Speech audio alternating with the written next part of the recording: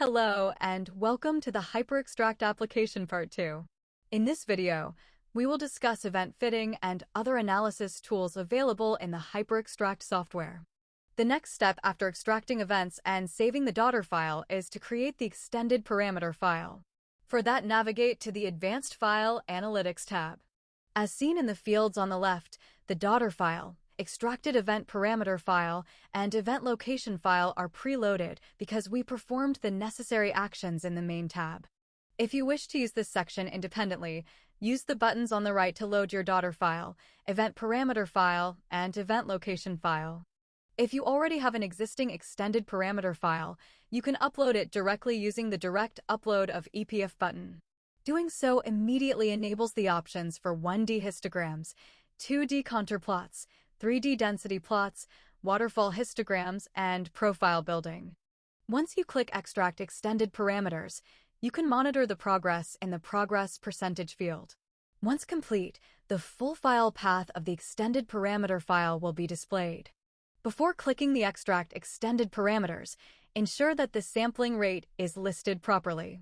Similarly, if the trace files were batch extracted, please ensure that the Batch Extracted Radio button is on before clicking the Extract Extended Parameters.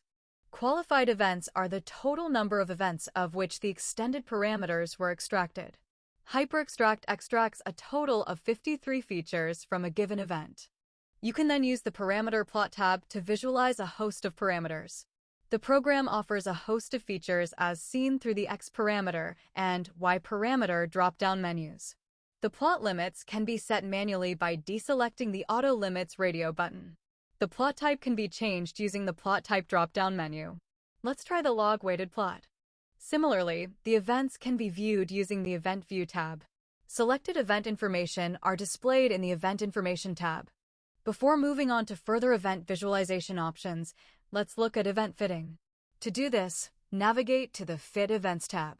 Since we have already extracted the data file, the first three fields are automatically populated. Daughter file, extracted event parameter file, event location file. If you want to use the software just for event fitting, you can use the buttons on the right to manually load each of these file types. Raw file attributes and resampling. Under raw file attributes, the sampling rate is listed. You must enter the event type, either resistive or conductive. Under resampling parameters, you will find the resampling factor and the minimum event length to resample in milliseconds. This is particularly useful for files acquired at megahertz level sampling frequencies. Resampling essentially downsamples the events, making it easier for MATLAB to perform the fitting. Any event longer than the length defined by minimum event length to resample will be downsampled by a factor determined by resampling factor field. If you want to low-pass filter the event, click Low-Pass Filter Events. A host of options will become available, similar to what we discussed under the main tab. Under Fitting Parameters, you have the fit type, which can be either multi-level or single-level. Maximum multi-levels. By default, this is set to 15.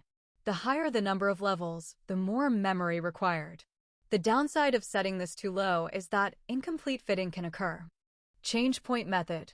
This identifies step changes in the event. You can choose between standard deviation or residual error methods. Residual error method. The script applies the find change points function, using a specific min threshold defined by the change point threshold to filter out minor fluctuations and capture only significant shifts in the signal's mean. If this threshold is too strict and fails to return at least 2 change points, a while loop automatically overrides it, iteratively increasing the sensitivity until the events start and end are detected. Standard deviation method. The script calculates a noise-based threshold from the standard deviation of the baseline to distinguish real signal fluctuations from background noise. The threshold is defined as the product of change point threshold and standard deviation of the baseline. By analyzing the peaks and valleys of the data, the code determines the expected change points, essentially counting how many internal levels exist, and forces the find change points function to match this count. Total events to fit. By default, this displays all accepted events. If you wish to change this, click the Fit All Events radio button to manually enter the number of events you want to fit. edges, and level refining. Under these tabs, you have several options to further polish the detected levels. Edge refining validates whether the first and last levels of a multi-level event are true levels or just noise artifacts. The code calculates crossing points. That is, how many times the raw signal crosses the fitted mean of the said level. If the signal doesn't cross the mean at least twice, the level is considered invalid and is merged back into the baseline. Fix event edge boundaries. Ensures the start and end points of the event are strictly constrained to user-defined or algorithm-detected boundaries. Prevents the fitting algorithm from drifting too far into the baseline. Refine internal levels. Performs an initial rough fit and then reevaluates the internal structure to merge levels that are statistically too similar. If checked, the app runs a preliminary fit, passes results to the refining logic, and then runs the official final fit. Inter-level threshold. Sets the sensitivity for merging two adjacent sublevels. If set to sigma, it compares the difference between levels relative to the noise standard deviation. If set to current, it uses a fixed absolute current difference. Refining reversal threshold. Acts as a safety check for the refinement process. It first calculates residual error of the preliminary fit, followed by the residual error of the refined fit. If the refined error exceeds the original error multiplied by the refining reversal threshold, the software reverses the decision and restores the preliminary fit to maintain data integrity. Minimum event points. Defines the minimum data points required for a valid sublevel. If a detected level is shorter than this value, it is discarded. Once satisfied with the parameters, you can move to the fitting process. Use parallel fit if parallel computing is turned on for faster processing. Fit events fits one event at a time. At the bottom of the screen, you can track the number of events fitted, the fitting time, and the extraction percentage. An event is classified as poor if the deepest level of the fit is less than the event detection threshold. Under the Event Viewing tab, you can view events based on event number or approximate start time. Using the View Event Type dropdown, you can toggle between all events or poor events. Poor events are plotted in magenta. Use the next or previous event buttons or the right or left arrow keys to toggle between events. Use the up arrow to add an event to the false log and the down arrow to remove it. Event specifics are shown in the Event Details text area. To clear the log, simply click the Clear FE button. To add all poor events to the false events log, click the Add All Poor button. The fit events can be viewed in concatenated mode using the Concatenated View Fit tab. This is very similar to the Concatenated View Raw tab operations we discussed in part 1 of the tutorial. Total fit events display the number of events that were fitted. Start concatenation from field shows the event number from which the concatenation starts, and the concatenation length is the number of events that are concatenated and shown within the view window. To view concatenated events, click the View Concatenated button. To view the previous set, click View Previous Set button. You can set the colors of the events and the fit using options over here. If we set Concat Raw Color 2 to be magenta, we see every other event colored in magenta. Now let's toggle back to the Fit Events tab and navigate to the Event Saving tab. You can choose to keep or delete false events using the Save options and select your preferred format from the Save Format drop-down menu. You can save the fitted events, the trace, and the parameters. Under Settings, you also have the option to save your specific fit settings and load them when needed. Let's look at the file saved when we click the Save Fit Events button. You are looking for a file beginning with the tag fitted_events. You can see a host of information about each event is saved. The D1 stands for the depth of each sublevel and DT stands for the duration of each sublevel. Let's close the file. When you click Save Trace and Parameters button, new event location, extracted event parameter, and daughter files are created. These have the FitVF tag for ease of identification. This also updates the daughter file, extracted event parameter file, and event location file fields in the Advanced File Analytics tab. Now let's look at visualization and plotting. Since extended parameter file field is empty, to proceed with the visualization, we need to extract the extended parameter file. Click the Extract Extended Parameters button. Now let's navigate to the 1D Histograms tab. The options here are similar to those in the Fitting and Histogram app. We recommend referring to that specific app's documentation and tutorial, as it offers more advanced control than what is listed here. In short, the parameter to histogram can be chosen using the X parameter drop-down menu. The X-axis can be set in log scale using the X-axis in log scale radio button. The plot limits by default are set automatically, and if you want to set them manually, deselect the Auto X Limits radio button. The binning rule can be selected using the binning rule drop-down menu. If you want to set the bins manually, click the Manual Bins radio button. The normalization method can be chosen using the Normalization method drop-down menu. If you want to perform fitting on the histogram, click the Perform Fitting and Overlay on Histograms radio button, then choose your model of interest using the Fit with drop-down menu. Afterwards, click Estimate Seed to generate a set of initial values that serve as the initial guesses of the fit. Afterwards, click the Plot button, then the histogram, and its fit will appear, and the fit parameters will appear in the table below. Now let's navigate to the 2D Contour Plots tab. These options match those found in the Color Mapping app. For more complex mapping and advanced customization, please follow the tutorial pertaining to the dedicated Color Mapping app. In short, using the Data Source drop-down menu, you can select the data source either to be from the primary extraction or from the extended parameter file. If you choose the extended parameter file, the X parameter and the Y parameter drop-down menus become available, from which you can choose a host of parameters to plot.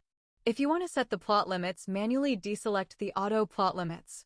If you want to use the same plot limits for a different file, click the Hold Limit Settings radio button. Otherwise, when a different file is loaded, the plot limits will automatically change. Under Contour Parameters panel, you can set the grid resolution, the pad fraction. Under Levels tab, you can set the target contours and also contouring based on population span using the population span-based contouring option. By default, this is set to cover 95% of the population. The Total Contours field gets updated when you click View Contour button. Under View Options tab, you can select the display method for clusters, contours, and contour lines. Using the Plot Type drop-down menu, you can choose the type of plot you want to make, and once you're satisfied with the settings, you can click the View Contour button. If you want to export the contour details, click the Export Contour Details button. On the Clustering Parameters panel, you'll find a host of options pertaining to clustering. This is especially useful if you have a distribution that has more than one cluster. If you want to cluster a distribution, click the Cluster Distributions radio button and then choose your cluster method. Choose the total number of clusters you want to have. The number of neighbors is an option that becomes available for dbScan cluster method. You can either view all clusters or a cluster of choice by deselecting the View All Clusters radio button and inputting the cluster of choice under the Cluster to View field. Information about clusters appear in the table shown here. Now let's navigate to the 3D Density Plots tab. This feature allows you to generate three-dimensional density visualizations. Choose your specific X, Y, and Z parameters. Indicate whether each axis should be in linear or log scale. Set plot limits to auto or manual. Choose your plot type using the Plot Type drop-down menu. Once satisfied, click Plot 3D to generate the graphic. View angle can be changed using the View X and View Y fields. To get information about the centroid, the most dense region of the contour, click the Get Maximum Centroid radio button under the Centroid panel, followed by clicking the Plot 3D button. Information about the centroid is displayed in the table below. Now let's navigate to the Waterfall Histograms tab. The options here are similar to those in the 1D Histograms tab and Fitting and Histogram app. We recommend referring to that specific app's documentation and tutorial, as it offers more advanced control than what is listed here. In short, the parameter to histogram can be chosen using the X parameter drop-down menu. The X-axis can be set in log scale using the X-axis in log scale radio button. The plot limits by default are set automatically, and if you want to set them manually, deselect the Auto X Limits radio button. The binning rule can be selected using the binning rule drop-down menu. If you want to set the bins manually, click the Manual Bins radio button. The normalization method can be chosen using the Normalization method drop-down menu. You can also perform data separation. Options for data separation are listed under Data Separation Rule drop-down menu. Let's select plot count and set the data separation value to 3. This will create 3 plots when the plot button is clicked. If you want to perform fitting on the histogram, click the Perform Fitting and Overlay on Histogram's radio button, then choose your model of interest using the Fit with drop-down menu. Afterwards, enter the estimate seed values that serve as the initial guesses of the fit. Afterwards, click the Plot button. The histogram and its fit will appear. Then navigate to the Fit Overview tab. The table in it displays the fit values. If you want to view individual histograms, input the histogram number of choice in the View Histogram field and click View Histogram button. Note that the table below also gets updated with the fit values corresponding to the viewing histogram. Now navigate to the Profile Building tab. The options here are consistent with the standalone profile building app. We encourage viewers to follow that specific video tutorial for a comprehensive guide on building signal profiles. This brings part 2 of the tutorial to an end. Thank you for watching.